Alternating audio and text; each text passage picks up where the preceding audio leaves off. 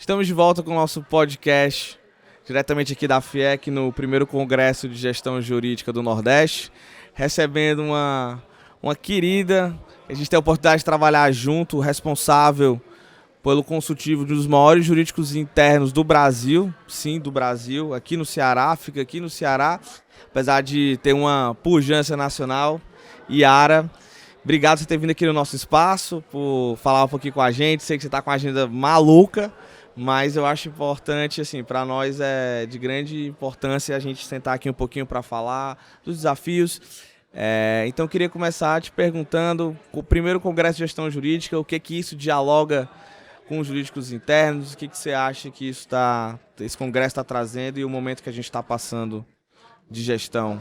Saulo, primeiro é um prazer enorme falar aqui com vocês, né? Grande carinho aí, parceria de alguns anos que a gente tem com o escritório, que vem avançando, né? Que venha mais 100 anos, né? Que venha mais muitos anos, que avance, né? É muito bacana ver o escritório cearense, né? Crescer não só em número, crescer não só em dimensão física, mas crescer também em aprendizados de inovação, né? Recentemente encontrei o doutor André na conferência da AB2L, que foi bem bacana, no congresso da AB2L. Ele foi. Foi bem bacana, acho que ali a gente conseguiu perceber que há muito o que se aprender, mas que, mais do que isso, acho que o que foi mais legal, pelo menos para mim, e eu acho que, falo um pouquinho aqui por ele, pelo pouco que eu conheço do escritório, é entender que a gente está olhando olho no olho de grandes empresas e de grandes escritórios a nível Brasil, né? A gente hoje vem empreendendo, e aí falo lá pela empresa, especialmente na área que atua, que é do jurídico consultivo,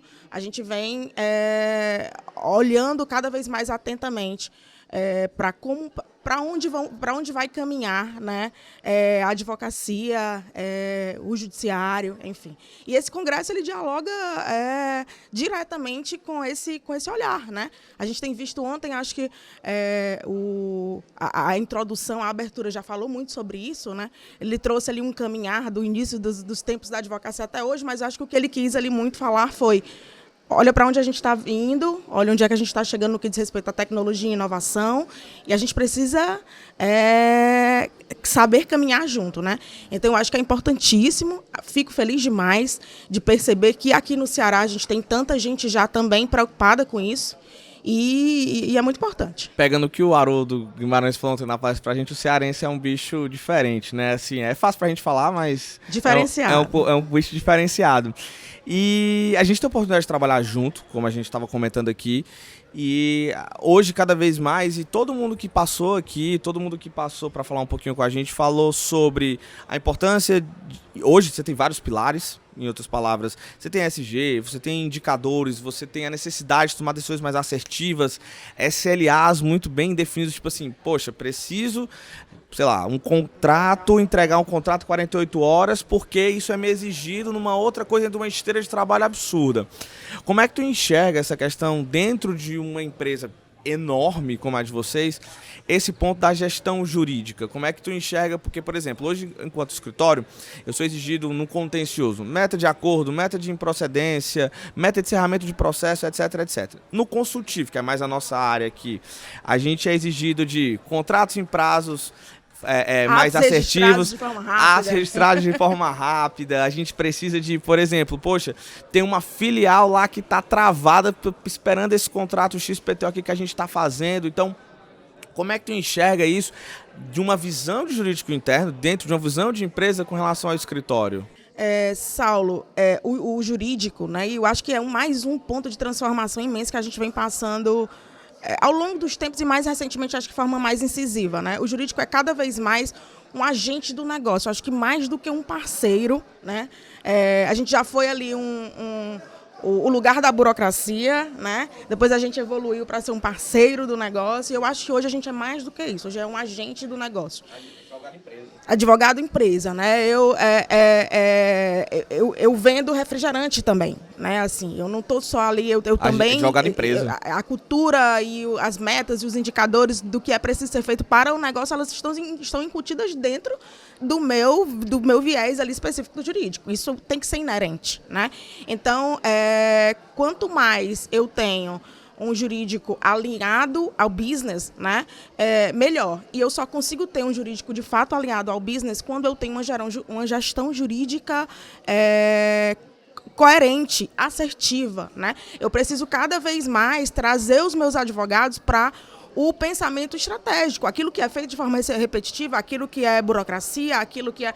A gente tem aí milhares de ferramentas e sistemas que já nos dão esse suporte, né? Então, eu tenho cada vez mais que ter tempo necessário para pensar estrategicamente o meu negócio, né? Então, acho que a gestão jurídica ela está exatamente intrinsecamente ligado a como os departamentos jurídicos e os escritórios de advocacia avançam junto com os negócios, né? E não mais como o setor burocrático. A gente luta muito para não ser aquele lugar onde o contrato está parado no jurídico. Hoje, lá na empresa, a gente já consegue afastar essa visão, né? Porque a gente conseguiu incluir SLAs específicas, KPIs necessários. A empresa inteira consegue, através do nosso sistema, identificar, através de um dash ali, dentro do próprio sistema, como é que estão os indicadores de contrato, onde é que está cada contrato, no meu caso, especificamente, falando disso, né? Então, mas a ideia é isso, a ideia é trazer o meu cliente interno para cada vez mais perto de mim, para que eu fique cada vez mais perto do business e consiga ajudar na evolução da empresa e não ser um ambiente burocrático. A gente estava brincando, acho que semana passada eu estava brincando com o André sobre isso, que antigamente era assim, tudo era culpa do jurídico. E, na verdade, a gente meio que se utilizava disso antigamente. Não, bota a culpa no jurídico. Se você era o jurídico tinha que meio uma competência residual.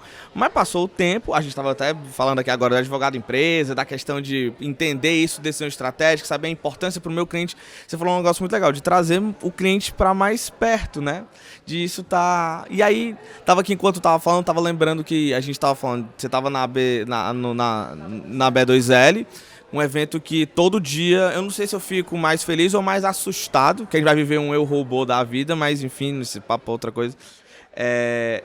A gente fala de ESG, a gente fala de OCR, a gente fala de robôs peticionadores, de chat GPT. Cara, tem uma infinidade de coisas que a gente está vivenciando e todo dia é uma novidade. Eu até brinco que a advocacia 4.0, daqui para o hora do almoço nós vamos estar na advocacia 77.0, entendeu? Então, para o futuro, Yara, o que tu enxerga enquanto jurídico interno? Porque a gente brinca que é um outro campeonato. Mas é outro campeonato porque são realidades distintas, não porque um é melhor do que o outro, longe disso. São bichos diferentes, em outras palavras. O que tu enxerga para o futuro? Aproveitando a tua fala aí sobre o eu robô, né? Eu vou trazer uma lição, eu acho. Eu ouvia muito sobre inteligência artificial com curiosidade e medo, né? Curiosidade, ela era meio 50-50 ali, né? Do tamanho do medo que eu tinha daquele bicho chegar em mim, chegar até as minhas atividades e como era que eu ia lidar com isso. E aí, ainda lá no congresso da B2L, eu ouvi no professor Fábio Ulloa, ele fez uma analogia que eu achei incrível, né? Ele é maravilhoso. E aí, muito bacana ver um cara, ele já tem, sei lá, né? Tá há anos aí no mercado, mais de 60 anos, eu acredito que ele tenha. E ele não ficou parado no tempo, pelo contrário, ele continua revolucionando. Você seguir ele nas redes sociais, para quem trabalha com societário, como eu, por exemplo, você, ele é um... Brilhante. Assim, e é um monstro. E aí ele falou uma coisa lá que me marcou muito e que aliviou um pouco desse 50% medo, né? Ele fez uma analogia que é o seguinte, quando os carros foram criados, né? Quando foram inventados, os cocheiros que dirigiam as carroças, enfim, lá, ficaram muito preocupados, né? E aí existiram dois tipos de cocheiros. Aqueles que se transformaram nos melhores motoristas e aqueles que, de fato, foram descartados do mercado, né? Porque aqueles que se transformaram nos melhores motoristas, eles pensaram o seguinte, poxa, eu sei os melhores caminhos, eu sei onde ficam os buracos, eu sei como tratar o cliente, eu sei que nos dias frios é melhor levar uma manta para que o cliente fique mais confortável.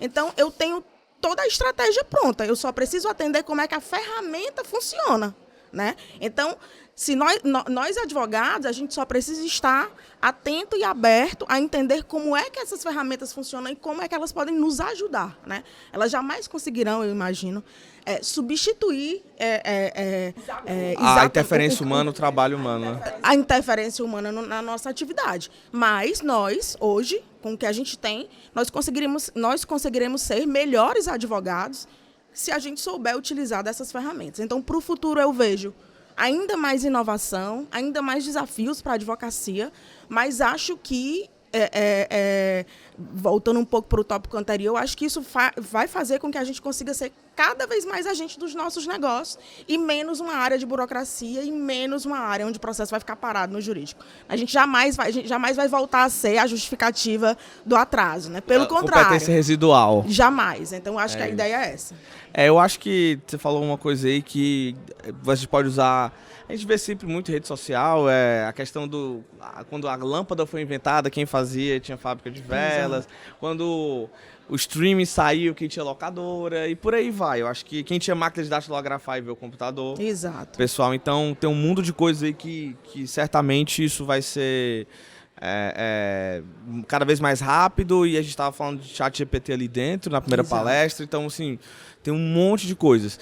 Então, queria te agradecer por ter parado de vir falar aqui com a gente, esse espaço aqui foi muito legal, tá muito interativo, então a gente tem a oportunidade de conversar sobre... a gente geralmente se fala para falar de trabalho, fala para falar de contrato e de, me ajuda nisso aqui, pelo amor de Deus, que tô desesperado, deixa comigo. Então, parar para falar um pouquinho de coisas que a gente gosta e que a gente tem acompanhado é bacana. Então, Yara, brigadão por ter parado aqui. A gente só tem a agradecer. Espero que você tenha gostado de ter conversado com a gente um pouquinho. Adorei, foi uma experiência incrível. Obrigada também, Saulo, é um prazer sempre estar com você. Valeu, obrigado. Show!